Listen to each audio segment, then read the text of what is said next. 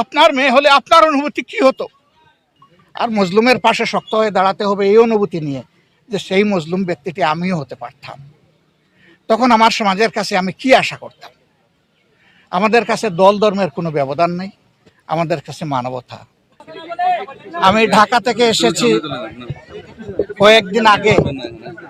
এখানে অত্যন্ত অবুঝ একটি শিশুর সাথে পশুরা যে আচরণ করেছে, অত্যন্ত লজ্জাজনক বিষয়।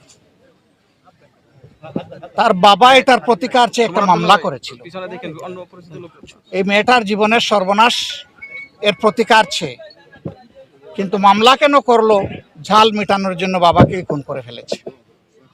আমরা এর নিন্দা জানাই, আমরা এটাকে ঘৃণা করি এবং এর জন্য আমরা দুঃখ এবং সমবেদনা জ্ঞাপন করছি।